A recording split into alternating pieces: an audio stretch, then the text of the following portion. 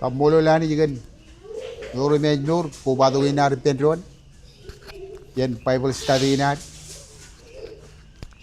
Kilem kamulo le jen. Tagenalangan Hawaii ne jangan digijak. Kiler gagin cemer.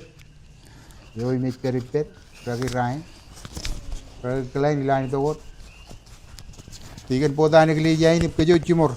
Nan kili awal. Kilo cawat ini rai ni. Mada ina ron malago dina ritongan kech. Sidungul men jam.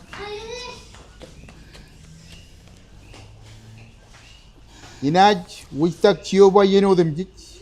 An nabar inaj peri longi yeno dem jolok. Awe inaj kemijeji ilo cioba. Royate purwe renaj rongajaga im renaj langaling. O komun kaude cioba imjen cimo leling alagatan. Yar kapigo cioba imar wage. Imar lomori cina mijak odem jich. Amen. Dan boy gagin jemer nga komerong chojum redongan ke chone alin kabu. Na to ko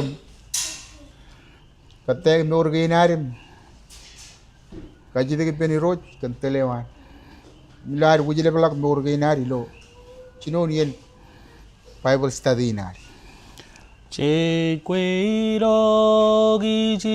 제나랭아니 로 이로에 단치제 제 꾀이러기지 이로에 단체벤 제로네진 제나일링요한 제촌 파물레 이로에 단체 꾀이러 이진 이로에 단시세 제스괴 이러기진 이로에 단체벤 제로네 진가나일링요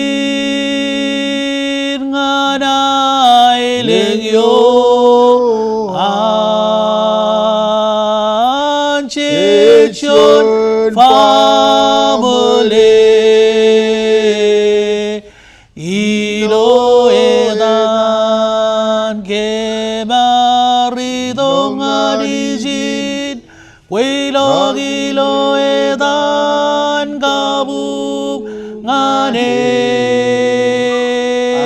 계자리동아리진 웨이러기로에단 가붕안에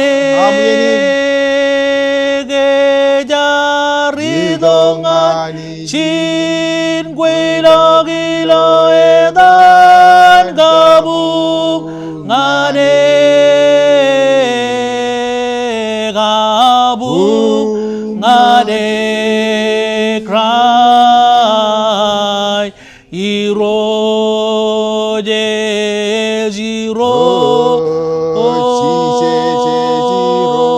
자에대 이로짐게알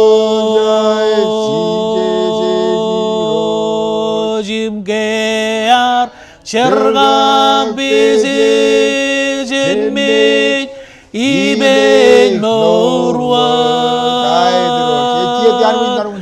bugelalim kabung lodem chiren nebar bueci Jesus Christ royal this king Jesus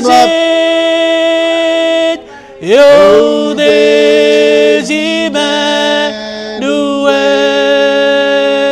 is king roj Ijura chen kia nganin reyo inay nema are imngan in reyo inay irojipen Cencari penron. Moli ruch. Kami kamululuk. Hallelujah. Nabareo ruch. Leo jijo yang mantana. Nabareo Kamululuk kena kubai kem. Nabareo Ilo ruch. cerbe jinam lo chodin raini ken yawam. Ay, diro Jesus. Kaya tagal kan Como kiyo diro iroj. Jesus. Kami jilo yawam arkoy. Ay, Kaji daro ko mona kayo amar. Nabareo kanicheme. Ingin kem naro par. Como Lo dilo turun mejen drone. Ilam kubado ko kami leo jijo yang mantada. Ilam musta kadam nabar dam kamul dam tole lega dam. Komol kan cinonian kabunginam. Nabareo Kaji debo kon peripam telegan. Cinonian ini ngan camulagun. Nabareo Jesus. Kueo kon perip telianin. Kueo kon cibang kem ilo wawen odem jik. Ilo anian kabunginam roj. Parcionalin modanya naman malagot. Kebinan parcionalin ichino pam. Jadi na organ cemana. Komol gan Karre chuje pem wan roj. chibang Solaga perim polagem. Komol gan meno dim chiju. Kuejar parcionalin. Awle meno dim chiju. Kemine Kamani ruman gan meyam. kem ragabul gan Jadi toko kem president me orgaina. Ani kebi borro gan hadi ugro. Ngane Raman kebi ro. Raman kebi ro. Churda renur. Chibang kebi ro yeni. Bayda ay bojo yeni na. Kebi ay bojo. Leo kemi odem Chedo jani poji jar jirina. ke raman kebi ro. Chedo poji jar peri pemilo yeni. Kemairir me orgaina. Hallelujah. Parcionalin penolongan kem turu karejaram. Hallelujah. Leo karejaram roj ilane Chedo tilima poji jar ram ganare. yeni. Ido Sibangem kabiti. Kamman Kakinono wawino gi ko lo na nalalatam be chalala orge yan. na mi ro Em Jesus telan chedo ke bi koy. jaay gujiyo gi ro Leo ke je bi jaay roj. gujiyo Jab kana kajo na ron maro. barre dam ro Yai jona gujiyo. ko mo Parcionalin roj. ko tele. Jesus Ijab tel kan nalalatam. Jesus ko mo Imi mineni. na barre Alin gi teli ro lo kanane Jesus wa ko bro. mo lanich Parcionalin. ko mo di Leo yeni. ko mo lanich Kajaraman yeni. na barre Yeni ne gi yam ro ime ngan koy odiro. na barre gi ro Imeno dem je kemine kamani lo na yeni. barre gi ro Ren kaye je dan kilam roj. na barre gi ro Parcionalin komol. na barre Komol kan kemi odem je ire lagan periyin. ay di Roro ji dogo dulu yalla kwair. Andre Parcionalin komol kan kemi odem je roj. Andre ni Roro je maram ko ba to pen utama im nang mi. na barre Jarganir roj. Komol kan nor kwair. Koni ungure rilo dan cheese. Como Jesus. Komol roj parcionalin. Como la ni chemaina. Cencino ni ngan cemlogun. En manana edam ciu. Como Komol. Ilo edam Komol cheese cemno ko yalla kabo mongani roj. Andre ni rochi. Yo jim pale to jonalin nabar. Ila rido dagam kagailan ron cemeron lo chaudini rain.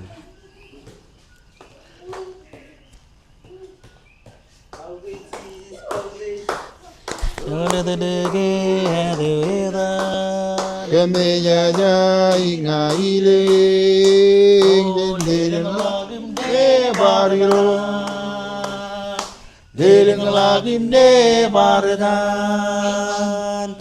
kaude sijes kaude tolglege de oedan kemenya inga iling den lagim de bardan Leleng lagim de bardan Lelag de barim uden Anani joyo de tada Etelagin ben uden Leleng lagim de bardan Leleng lagim de bardan Lelag de barim uden Cenamare terron Ani Yo yo de tada estalagi ben uden celle Leleng lagim de bardan Telag modrot Leleng lagim de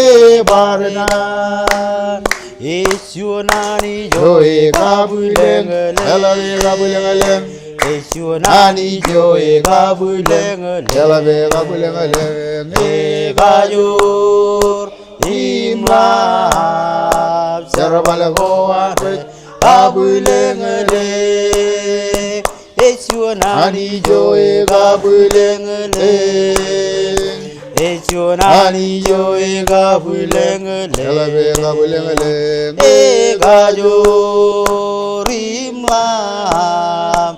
Sarwal hoare abulengele. Jamano kalela kapobok. Amen. Andre nani jina re kabulengeleng. Ela kapo ya kajur. Eko como mol ko meron jiye di pendron. Chene jito kilo ar walal tago dilo lajaragen kapunginar. Em chene jito kiangan meni nai kuji kuar ngokuar ko badogom. Orang meni nai kuj. Em ko konar boy. Jojen ko bay pendron na muri chivelem chiaragaga. Eko e bella geni ngan chabriot.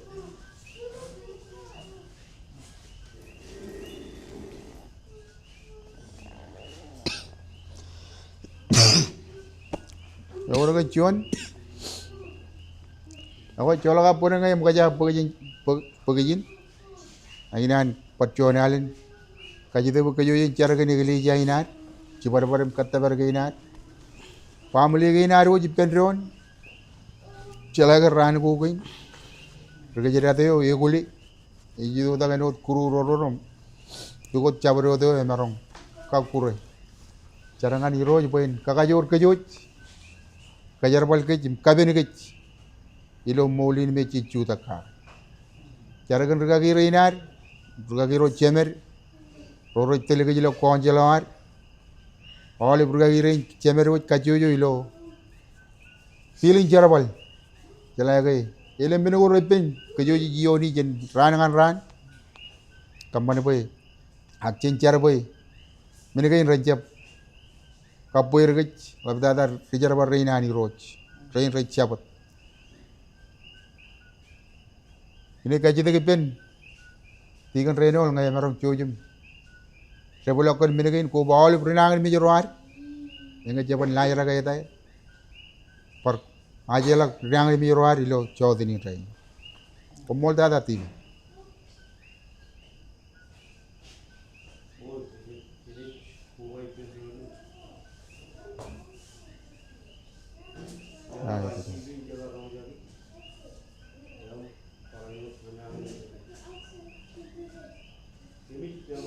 Ai terus komol ko te jim lai terus ilo meno tem je terus kemi jidong ani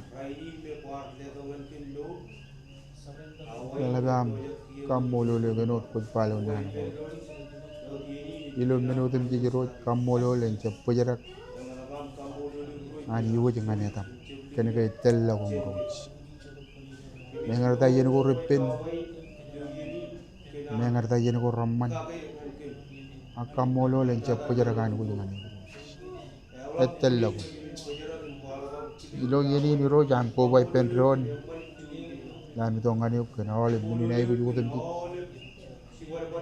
kamolo le kan pamle ginam kacu jiro rain reverem bro chem narang po bar cendring ngan rutto kunci bang kami rojum kabin kami kada tekan ubagelak oleh mono metawan rege jirate koro jito ko boron kapta ko nor ge nam delala nor ge pokolo kemi jinam yago yogo roj no jigem chena oleh menin chorrene menin kakure menin kengdane menin kanji kamane boy roj am norum kamanan kelam kini coba poer mengerti menu ko repin kini yoni lolo menin kengdana menin kajogo menin kamatak agi roch am yago ko jap ya polo min jap lolo penodan polo ba taine kijbelken ken yago am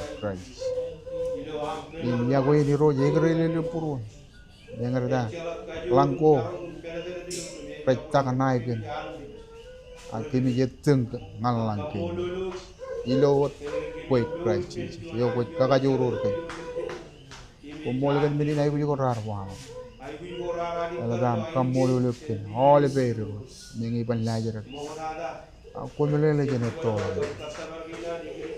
sibang kan, ikut dia kiri di kina, kakak jurur kan. Lo le ciwara baram katta bargina. Cibang pemiru, cibang pemi jai budi. Pemi tiap kanan. Kali mi tiap kajur lokten, mejan kanni, kajuran kanni. Melele tanar. Akeminan. Haji wajang aniyo. No. Ekar bukimin. Kere bilu wajah all pelayan kap, lamnak kap, bebe gina. Okon kabini kajaraman. Koy kon kaga ilo melo den koy. Mole kon ragi reina. Char boy roy kon foto ka mar min. Mene oy roy. Upar yawo kan berdo kan Allah morina. Char kan chuana ko. Ilo chu ko terin lo yolo. Roy kon patriamo ale. Iberdo ko Allah morina. Kommo yoro. Eleng ro roy rei to kom lale. Kada kainim kabung kainam lo social media. Ngai cara kan hir. Pero kon kabela burwer lo ene koba do kom kada kitam. Nana wam ram rai pugo no. Pugo do kainim. Pugo do karala kap kenur. Yilo kacio jo. Arami jero rai. Jonale. Kejaraman ini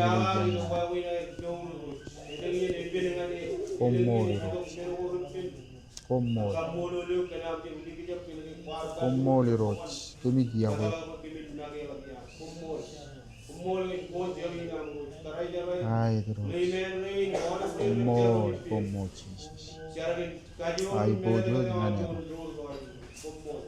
bojo dengan ada miroj mana ada miroj tellang pagnabar miroj kommo miroj kochona mani jo chepon lo ini cepcar no bela lo ini ngana amrong jaga itu etto lo miroj haleluya oh kommo Jesus kommo miroj oh yana ibu jojo buti kajur ada miroj oh wane orang sama labe ma buti kajur ma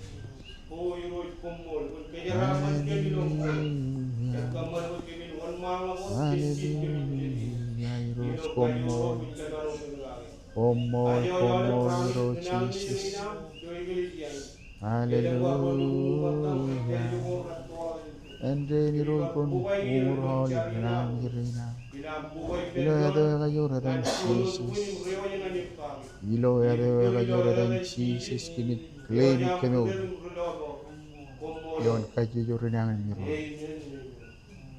jangan kali lak kabu bunga miroj ketama ke ri lakan roma jaga in kamane all mini na igu jugo chan lan kumol tanda tiga ya ko patsionalen kamolo lan jadi kita ngan chaba gainari lo elegin Bible study na ak ngan kamane bo yang lap chicken na ne ini le ngan ria gain jemet lo kumol kam le do payin pokona chamano ko lak kabu ani jen kajaraman kajot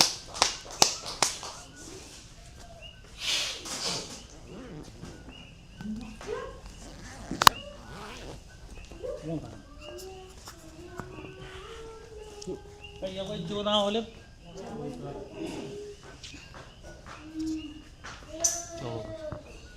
Torjadait mana ilo chawda ni barjuana ne karo kai lela pujin kabubungan di road lo. Are berpuan. Baik. Kambola landi jorjadait tamak ke ari jeberji dan bai men. Kambola di road. Baik challenge one malawat kanan. Cabu yen ge na re gidi one malawat kaji de ko chojin chari pen road kambola ayati gelin kencon teleman kejeng do chawda ni rain kile olip miwat Odewani kili jain rada reina ruto reina ragagi keren ragagi tigan rein pamani ki naudi cemur manana ba cabar marungun kobai pendro dilo keje barokan ani jangan keje ceu jewan elap tana keje marungun dilo arek bart beurup tabar kilo rein ani jaman jeno dem cid ani jaman keje marungun ber kabu buka eli ketana pendro dilo arek per pero dilo jen gen romanim cene cari pendro Aja tu baca tu poji jar endo tu kejim kejaraman ye ne kada pai boleh. Cencari bendro. Nani kebi kamolo lo jadi naman. Komole kan jonier ko jabar.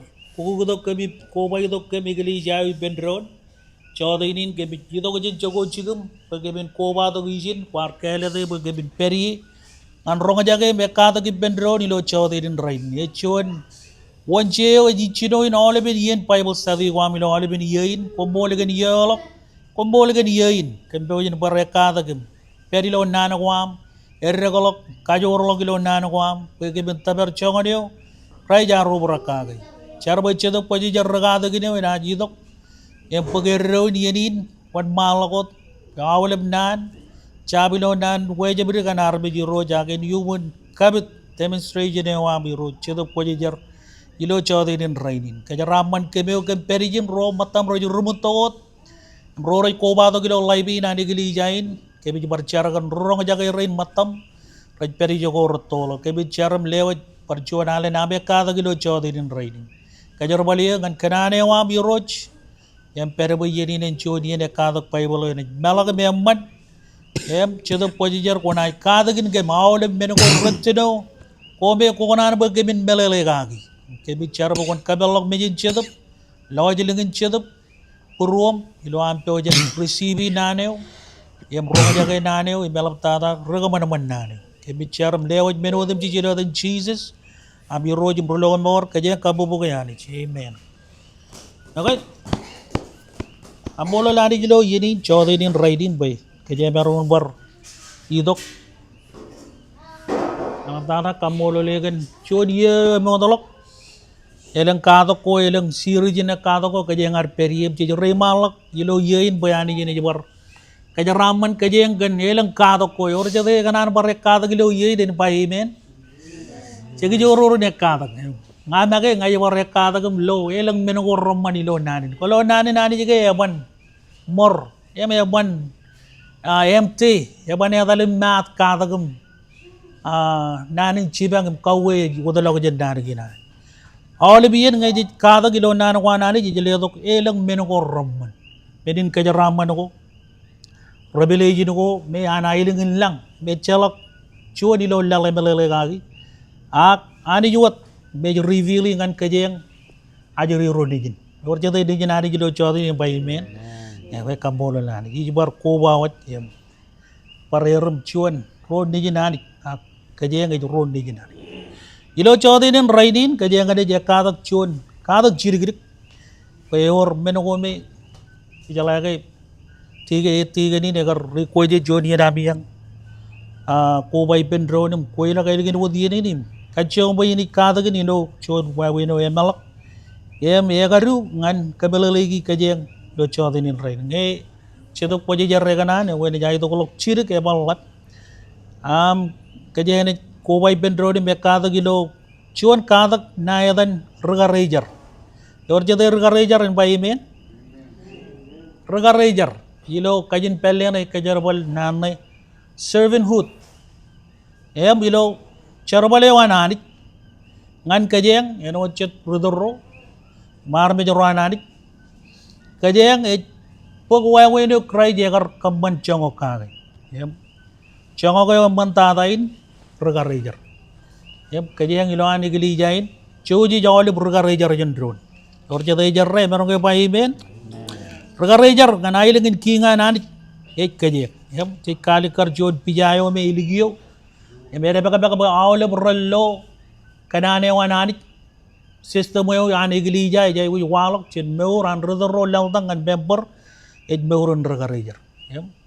Ed mo tata ichino iben rodoro. Kamu lo lari, jelo Rom kajang ada jelali, kajang ini kata ko human cebatain ilo, congol lalim cebatain pukun Rom, coni on lalu jangan ciljino yon, coji mele kolok paibon nayam, ngan Rom congol lalim cebata, ciljino yon lalu jangan colo berconi on lalu jangan ciljino yon. Em mane on again Pauli ne chiji lo yodi ni me remind egli jayo anani agar me joro rombana anani em kaje mo ri di pendro ini ri chenu go gan lala bro Romeo rugo ko cho di per ko cho ju wan mala ko di jo ko peri ay ba inde memman be kech chakajor jen pag majano ko an ro recep kajor im chep mage kabung burwar kajo dem ji chen kabung burwan ron ilo emman ngan kalagir pe krai parainot agar jem mage kabung burwan aga inot emoche kachirere an ro rar kachirere ga yuk rar bungudiyo kano kan Jesus pe chabarot menogo ar cheje mogada ar cheje kan kadagin kech pe kech kan kijenimit im kan ainam man chen cheje ho en or ar kajidirgidik kiya anit in kijenimit im ainam man elewat pe en pungpurwami chuanwat ag chuani benron ekar ngan cry Jesus pe kan chuanwat longimi komun chimor kai bojo janit yo chemen ar yiroj im Jesus Christ amen kamola lani jigen pajijin lo chodenin raidinum Paul mage kanono ilo juan wawe no me yamadi me malak ngan rong jage rinan ilo pon ro arme jere ne jurgrison ro ilo ro cho chalagan ladainan Paul Paul kage bibi jigli jayo elam tata rudro enodan kabel lagi ni ba innam emman beket chakajor belalain rudro rurto ilo meurin chedep romer elderly ilo meurin chedep enodan reng chalagi ilo chedep eor areng elder melalain rurto em ilo cherbalanani elang rurto ilo meurin chedep echala kajida ke rudro romer rurto ilo meurin chedep eba kajodem jit ak chakajor kajor im chab mage kabung purwar kajodem jijin kabung burwan ron ilo emman ngan kalagir wanir ro romajano ro ilo meurun tamak ro me rajarra kalok rajai gucibang raganan lo chuan display in kalikar wawe no ran erra kalok gilan igilijayo em kajeng armejoro ro madal ngan member ro matar rigilo meurun chidu Paulay kanono kage melugun awro ba kajengan ro ngajagilo chowdirin rain ega jagan an chuan rudal labalak an pag chuan chega jagan regarejar eno dareng chalage main chabu juga kajai kanono kagilo chowdirin rain ni regarejar servanthood eno danagar kadagan regalo robo ren chalai lelal tagir em katay gir ngandron pero yang ban kan ailangin kinga nanit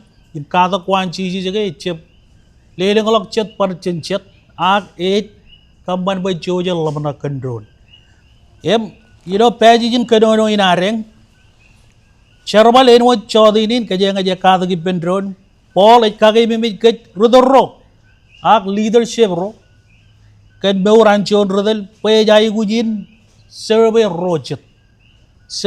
rojet perjuangan rudorro serve rojet kamola lani jigan kadagi nilo chodinin rainin genege Paul emarun kage mimit kajeng pe wudina nani kale dim kurgat pe jen lale rojet kaje berro rojet kayagan rojet emelu na ali karare ridi lo chodinin rain amen ali karage yona kanai em kamola lani jibai lo chodinin rainin kajeng jebor kage mimit em bar ya kadagi marun pek tayo me Paul kanono kage jin kan meuran John regarejar eba lale wawe nan Paul kemelele wawe meuran John regarejar belele ko ilo chodinin rainin racha bilang ag ragaru iganan kanono kage brajet torod human iyon ge nigar kanono jeni enaji to kanono John sexual kadak ilo chodinin rainin namba John rudal John regarejar ejai gujin chale kajagaron ni magi kajagaron ni magi emman nan kajagaron belelain lela lagi belelain lamnak cebol lamnak kan kue cebol lamnak kan interes gua ilo chicken job ga ole rejarabal rai kader beren lamnak kan interes gua rai kader beren cherbal boyen emman review de jen gua pe benijaro ka lead man ro lead woman ro red barongun clear em lele ka takir ilo air kamane cherbadeo agilo family wan ani jigai yo ko tak Ani je kalibijek regar-rejar. Amen. Ani je kalet regar-rejar, ecep kalet bos, ecep kalet rore kaudejer, lamana kadir bagai age kalet puruan regar-rejar. Mene agar kajanong lok tebet sin saul ga agar jon regar-rejar. Agar jeb jon bos, cara balewan ke ani agar kiri agar jeb famous, agar jon relale sheep. Begarda ani agar kejar balik. Em lale nan Jon rudal mogodana e jai gujin chelek kejagar roni nagi. Rudal e jai gujin lamnak in kamananak rochet eche be nagi. Jon e gali jai iche bayadan bo komedi kinage. Jon yen ragar kaman mangai. Em chedian karero kanair lamnak kedir nagi. Ragar jab kaman kijan awlip arar kaman poye ren kokon kijan pamli wayo. Omaya nyala mana ke charbalin karrejar ecem. Charbalin karrejar eno tareng roga jagi jin e jaba e jalla mana kan roja. Lale mo kayo no ilo chuan kaya mo bak dukun kamelele nan pol ilo yon chuan e jaba ta chongong lale mi yon orga chuan marung ridi chuan yon e jaba ta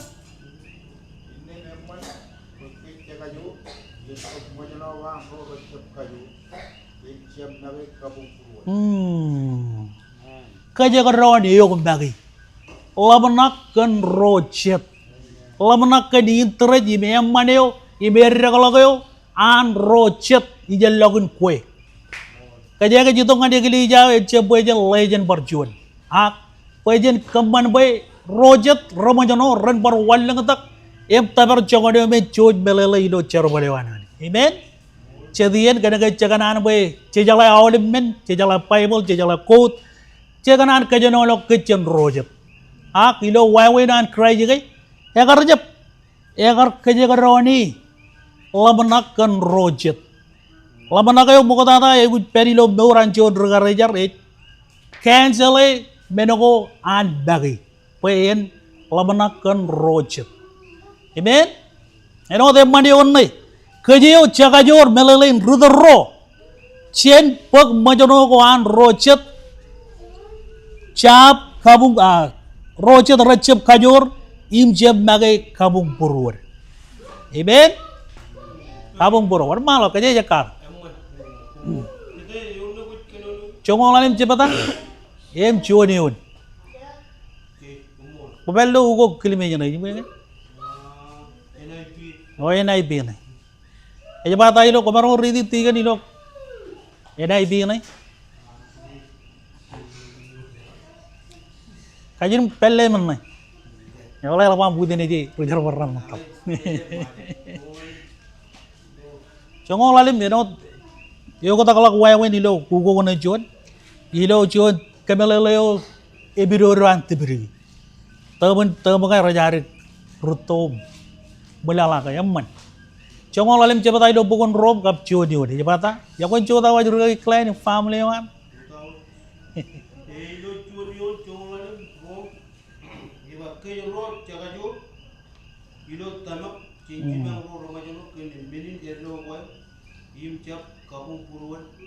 Amen.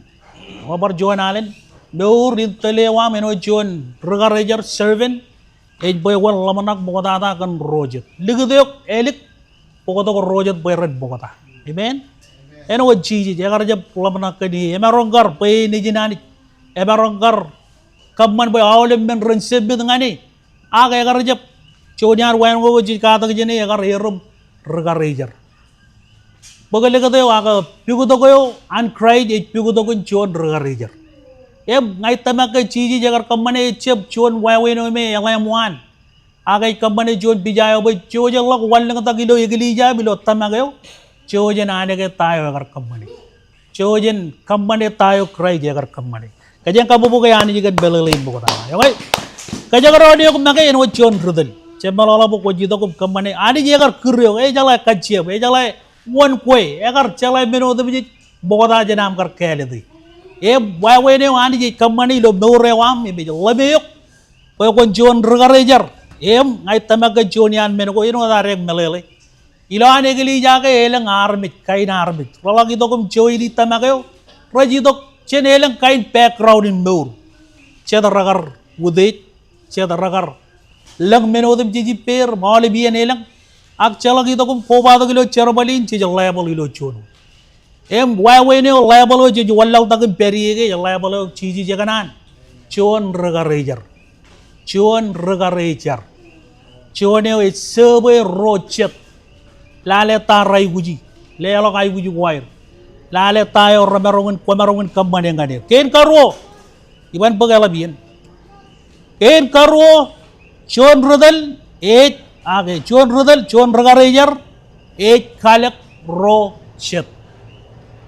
Kalak Rojet, Poino Yamanta, Poino Yamanin Chuan, Bajan, Kalamalajanaka, Ajagan Wayway Namton, Pochap Telo, Laga, what you got killing one Kalak Rogot Talir.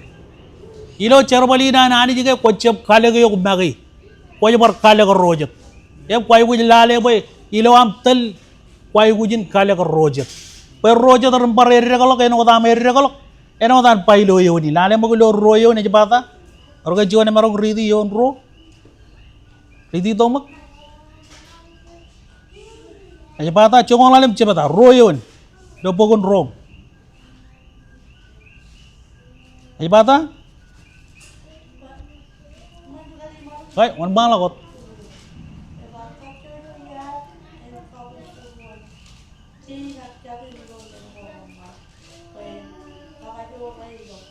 En Kagajo Railo Tana. Ilo ugo kay Chuan ba? En Kalagir. En Kalagir. Charabali Chonian Poino Kajaro Kajagilo Charamani Kalak. Amen. Charabalin Kalak Ejan Chon Rudel Chon Regarager. Chon Regarager Eban Yutokot Buen Chapalamanakot Gani Magi. Agay Wujin Chala Kalak Ro Ibalagan. Ro Ilani Gilija, Rutamagaro Matam. Lale Bokot Kalagir. Ilo kajin pele na yang manan kajarabali, ba? Chon Rudel, add value. Ilo bauran rojer. Lo yang man. Kanan boy run irregular.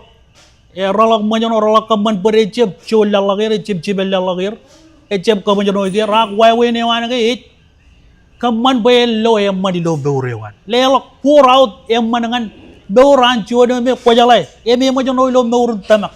Pokonan boy ne regalok yilawam ludak beuram ngani ko ludak menoko ramman ngad beurewan be jer regalok kana ko khada gidi en chon rudel amen echa wala ko dilo meuran regagiro agay bar pagchi gidi meuran tigan ro projatan ro secretary ro relale maniro activity coordinator ro all title again raj rudel charbale wareng in pejen Lelok value ngan meuran ro rajai buji.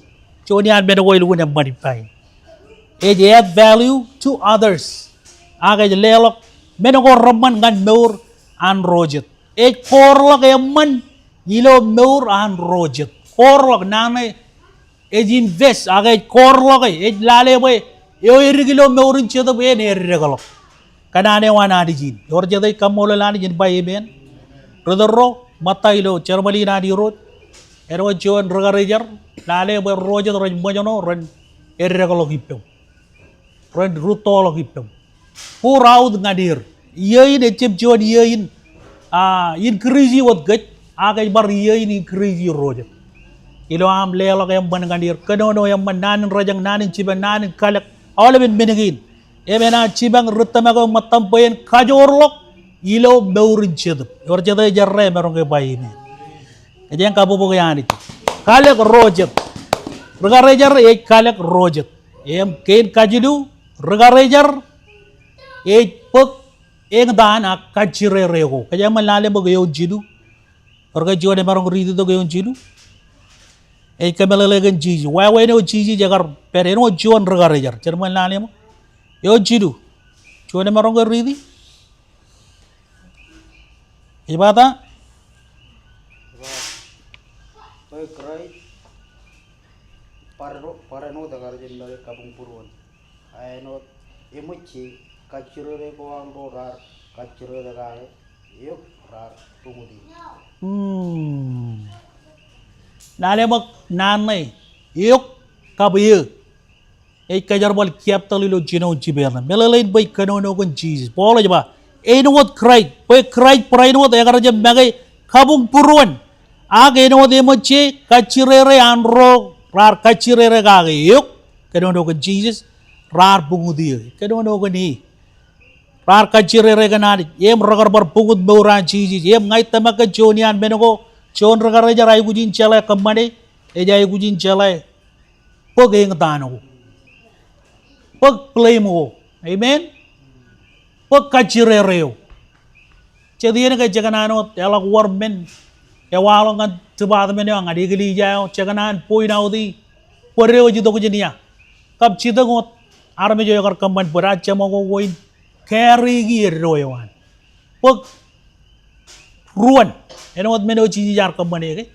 Agar pag ruan yang. Celak ruan. Aga agar pag kachirereo. Agar pag ruan. Em ini ke yon drabayo. Agar aja belum nak kene bagai. Aga agar puk ing daneo. Em kita makai yoi nani jangan anu boy. Kajojo regarejar redel. Renjalai puk playmeo. Puk eroyo. Mana nai puk mengai cep koyo. Akan ke eberi lo telewam. Puk ngadir. Amen. Amen. Kamu lo nani. Orang cakap lo cuan pijai alik karin bayi men. Kajian kamu bukan yang ini, lo coba ini rey. Redele jai kuj pen, puk ak pen colok nana ko anro rey kaman ngan rojet imparain wat ngadi. Yorgai kaman nana nganiuk, yorgai di misteri diuk, ilam kaman yang cerba diuk. Puk nana yo, amen. Jadi ini kerja kananot puk yang manjenadi. Yang ini beda beda coba agar kata gini kajian. Coba. Ngai ani je ciri kentok meno ko roman coba je mana. Aga la war meno ko repen coba takam complain. Apa yang beli ini bar kanono kai ilo meno dem jit cen kamolo lani. Em cen pagero. Walau meno ko repen ngadi yung ngan rojet ilo cadam ilo meurin cadam pagero ko air. Pagero yo walau ngadi yung. Mana na ipagai kanang kai ciji magai agar parain ngot pag kacire reo. Agar aja bayaman. Agar kacogok ag megar da agar pagai. Yang ngai tamakai kaya yang barong in pagero ko an rojet. Cema rongun pagkacirero ko rojet walau ngan kai mistreat men ko merek kaman yang ngan kai ajonian met itamak jonian men ko set pe ko table kaciungun lelalak kaya yang gang. Eno din jodian igar reterum. Ini bada iben juan barwai je tertok mari. Jangan dia nan rela ngai rela. Biyo kata ke bindu pen kena kan wah. Arat rewan nilai cepat aja. Yo kata ke ilu. Ak imelolok ke orjuan men emman. Pai bola jeba kabolo lari gilo berodum. Jadi ada ke emarong aja gilo kena ne wah. Ak cejai kuji receive. Mengai andi je leo to gimana riau. Ak tabak meni ne ke awal men raja walok im repe ne ke rajangan kada giyuk. Rajangan kaman boy kon irum cuan armit yang malok ilo krait kajang kabubuga yang ada bowling tap okay ya karena ni ya onne kajang ari dilo yo jidu em namba emen cuan regarejar ak cuan rudel yo regarejar pek karakarin krait rudel reilok ngan cici jeno cuan air madal ngan tel armit jorwana Matalo yang mentata bahwa wat bahwa kualongan rojet beurewan Jesus. Orang jatuh jarre merong bayi men. Cokol alim cepata kajang berlari. Yodin kedono nari. Cokol alim cepata. Becai wat cidu yon.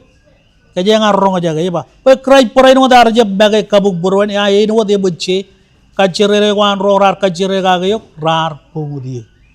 Kara-kara in cici jagar kali kare. Reder relongan cici jenwa cuan air madal. Em cici jagar jalai pagero. Cici jagar jalai kali kar juan meuro yang man bay. Cuajen oleh kajong bajen ini. Cembel olak bay kocap. Wada kilo cedap. Em ada medagli kurto ilo meurin cedap. Bagian bakwan eri kalau kilo cerbalan. Amen. Cuan ilmu naligar ilo wancang aku regagi o jemer late Reverend Ronald egan berkejar balik regagi anui egan berkejar balik poban kata juan ini rai ini Yidiju poyadalem kanek pen rutolog merum jondi. Pagien payine wen irregolo. Ol menin. Ilo nani jaman automatically chejala chene jangan rebeligin. Chelo all men go rutno and men go ralika. Raga pagien payani jen kadagin ke jilo rutolog lo cherbadewan. Amen. Kaya yang kampo po kaya ni boli. Amen. Kalim jeg cheeses. Arame je in kon kalim jeg. Cep kalim jeg ragagiyo.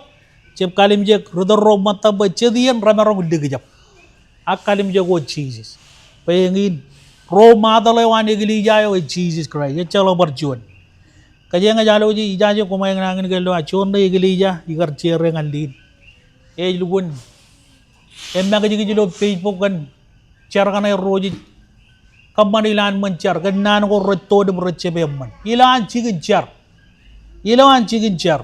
ceb men ko gin hadi je kanan cen beur ginar me ka buru mo wala gilo igili jaginan remaja rai kammani ci kaji digin ke ewi ro madalo ce mero kar kalim jege bojen kamman ilan cigin car ko ay tama kay ceb jabro arame jaro podo way kacce gun kammani ngade gili ja akolo kanana nani pajen kalim jeg cheeses rodale war rogo epenta mege war bible ba e gar ichino ilogom I mena karere log ilogom ani je bani ji ni chino yim chelligadak e jani ji ni chino yim karere log e mawle rodal rajai guji ni chino yim par karere log kureo ani je gar kureo beran kamani amen arjuanalen ani je gar kureo eche bo di chino ak boy kon kariri lo ay je bengi mede bolar bagay ci wono wada ci bare boy tabar mejen kachige amen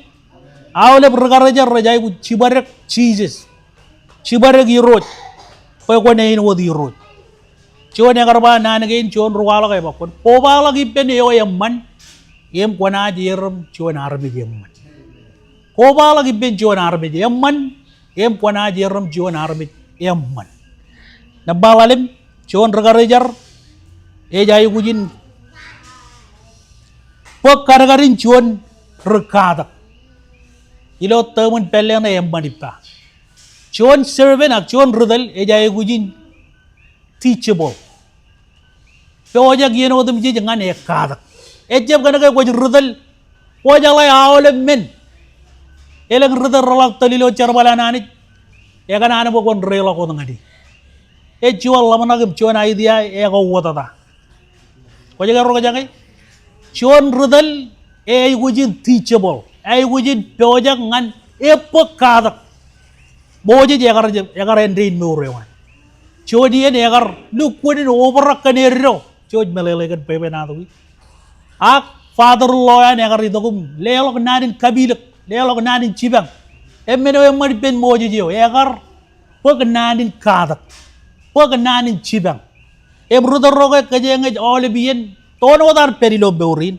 ceji rujugul roan kray ceji rekada roan kray cejeb gana ceji rudal eber taidalin regagi benge ngar rebelen agi bar teachable ibe wajang ngane kada ibe wajang ngan ronga jaga nge ornanin cibang jan ko mayang ibe bar relo ko me kada gini melugu ne man pe gana ge yegin wa no ani gana an bo yegli jawe no obredi cedian ngelak war rudar raja borong jaga ebiroroan wude poro itu amen yagi men agar walong anjau agar jab teachable agar kilege king ebe agar an mo ole boron rong jaga even mane me anani je represent ani en relong ani agani jaga rine balai page turone ojini ya tagai shaul agar jab teachable Chaul agar lamana kodun kata beriman agar kanan barbe jeron relong ngani agar melolok ke cijur rekada orjada jo tamak ke jon rekada kan bayi men cejai gujin pek karagarin jon rekada rujugul ciji jagar banan ke jon rujugul ena kadak penen wot regagiyoan amen kajengin rujugul ngayon na juwa jim cibang kan nanin kabilak nanin cibang kay arjuan alen juan arme jo ebe wajang ngan receive nanin rajang receive nanin kawe pe menin ejan kilanari echaban kilan ragagi ejan kilanari amen problem ay alap raidi dan redel alap data ragagi kana kay recep kanan bayran kada gidir akay no daba ragagi ro rajbar teachable rabe ojak gine kada egir wudin am pelok pe gemin kada genari kebi jebe kada ko genari ak chije bar kada geni gili ja em mana ronga jangan gijen ragagi yo testimony kanan kar kijor bar kada gen member aja ba walau menin computer rigar jeb chalai a kol bien kana ke gieno ko tere ko amut kebi kejar balo type raidi kan em wunna chalai computer kejar bal computer agar boy na udi chiro de ji ragani dong kan moilik raji dogum kada geni kilen kejar bal computer em egin meno ji kano no ga manana im kada jon rojat menga emarong rigilo igli jaya waga ngay or kebeli pen pagay amen or jada ebe wajag boy ne kada gilo yenen bay men or jada ebe wajag pag nani ne kada gilo yenen bay men ejje jan ragagi yot cedi ne ga janganan relo ko boy jen ragagi ak ebu jin member elang kebelo koy pir elang talan koy pir em ci jay bujin chale pagay jen drone bay ci kakajuro drone nganan kilanani or jada jarre meno koy bay men Bawa, pe cabaret menogor RCG moda RCG kan kada kan kec pe kec kan kijen met im kan aina mancen CG go en war ar kaja diri ale mak kada kan kec teachable awale brother run teachable cep kabin purom ngai or nanin jibang cep raila langan arabi amen jadi yang kabu bukai magani jem matane ele kadada Kalau ngok wajah higaran kamu jadi dani. Ngok wajib jalan jual mana kay? Siapa? Kau wajib jalan. Oleh biar orang jangan ragu gimana. Ngok wajib belala jual men. Siap kadang-kadang kakak ngok wajib belala kak. Main, kau belala kakak biar information itu biar kau marong kebelala. Cara orang itu kayak Apple tak kayak kebelala, kadang kayak wajib belala. Amen. Kadang wajib bawa jangan di. Jangan malu apa itu mah. Wajib regalok.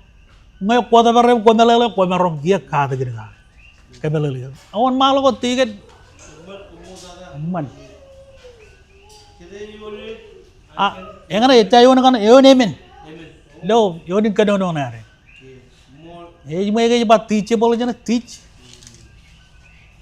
e ko kaje kabola na ri elik dada chon regar nambajil jino chon regar e chibarak bayan war chokun wa chuan Daur iloan cerobaliu.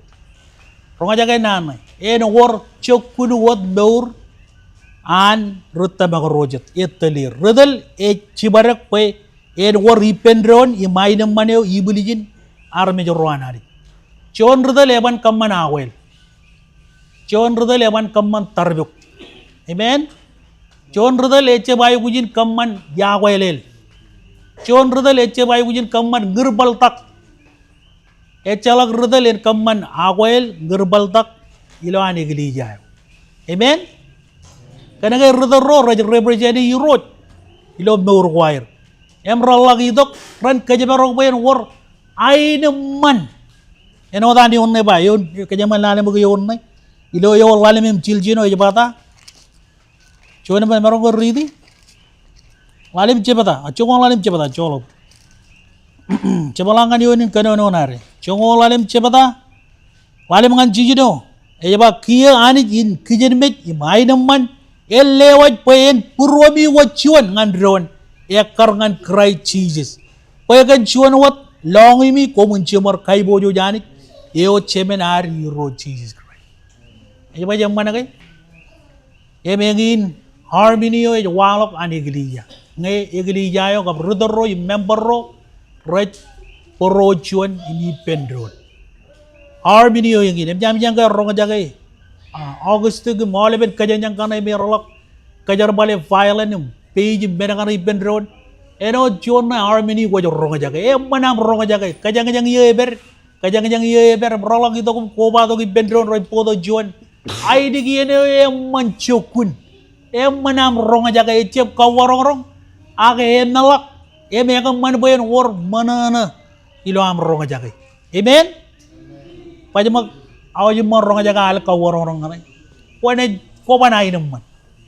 Amen. Yako chalo ko tak harmony yo ngani gili jayo lamana kandron himta cibarag bayan war chokun maur ini pendron. I pendron ani gili ja. Kajang kabubuga yani jilo chodi din ray. Kanani wana ani jin bayan chojen kajabarag. Ngay war yen yor tarbyok kay etche bayan cibarag bayan pero tarbyo. Choji juga de bayan war man. Amen. Kammane ilam kanana bayan pero man yo. Ani jagar kammane bayan perilani gili ja. Etche pokotok tarbyo ko bayan tarbyo ko be yor chorren. Ak wajito kagay kamman bayan war man. Kanane wana di jini. Yo na tani yon na ba. Pwede choji wat long ibi ko ban chimar kai bojo janit. Yo chemen ad hero Jesus Christ. Aidam man elewaj bayan puromi wachuan ngandron. Puromi wachuan ngandron. Rudero armejoro. Memperro rudero. Chen lamana kendron. Chen lamana kendron. Em chediyen ji lamana pe chejito ko kan wawen ko ara echep wawen anani jigai lamana kendron. Aidam man ipendron. Adi jaganan ba ilan igili jayo alap dada iben rudero regarejar ren pokotok ainam man. Ciji jagar je bitok boyen war tarbuk jagar bitok boyen war ainam man. Amen.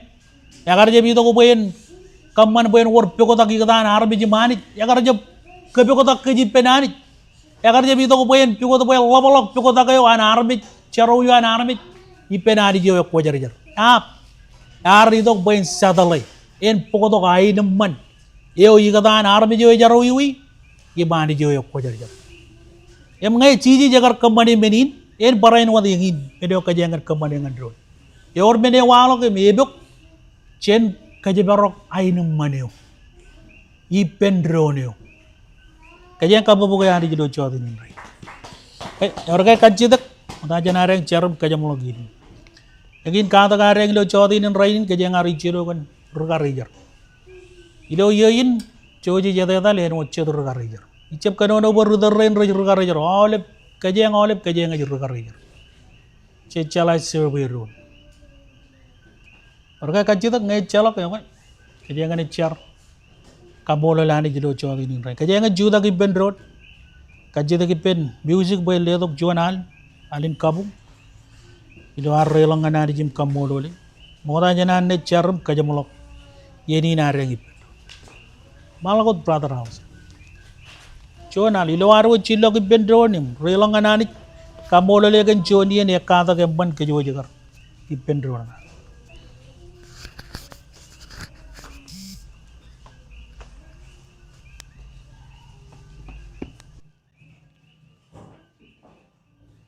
Moli Roach. Moli. Chanadi Bendong. Yahweh, I mol benin. Pendo di luar murid Yahweh. Am lewani road. Ciskale pam lewani road. Warjonanen. Pam lewani road. Pam lewananich. Ejai gusi Yahweh Muri pendo di luar murid Yahweh Ciskale pam lewani Ciskale pam lewani Adik tata ibendron Cis pam lewani ro Pam lewani ro Ai gusi Yahweh Ilo armo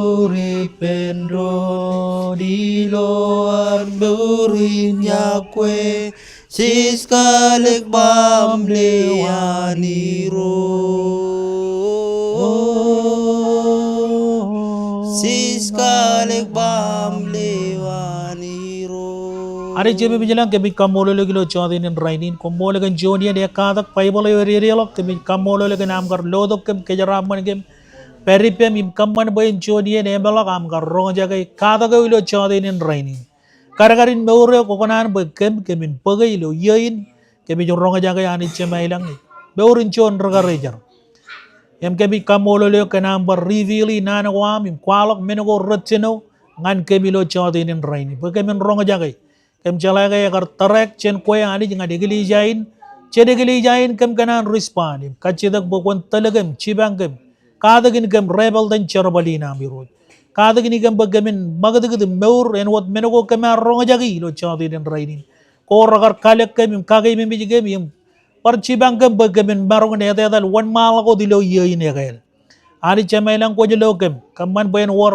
armini na inam man ilo igili jaina ilo am cara bali pendron kami lamna kendron kaman bay awale wayawen ko racha bil lain ilo cheje ko am ranja walo ilo meur gena akamin arme ro robrak kan karagarin meur ko kanana ni meur anjon ragareja kami bar char yurot pokon kainam man gem kajaraman gem liwaj kami pendron pagamin chala yawe ron chala kalagaron chala ipendron wan malako dilo charbalina Cari roj kan redar reina milo igli jain member reina kajojo member reina em family ko roj ko batok ibatta milo yenegena kemi cara ganir perjuangan kejaraman igli jain kejaraman amne cebala jidijin ilo atan Jesus ambi roj imbrolon kejaraman jaba gena ilo chodin all bai ku kodi jion gem kona perip perjuangan kombol gan wonje chinon dada ilo yin kamman bagamin labalak am ko batok imi pendron ilo yen gen raur kan igli jaina ilo dan Jesus am iro jum rolomor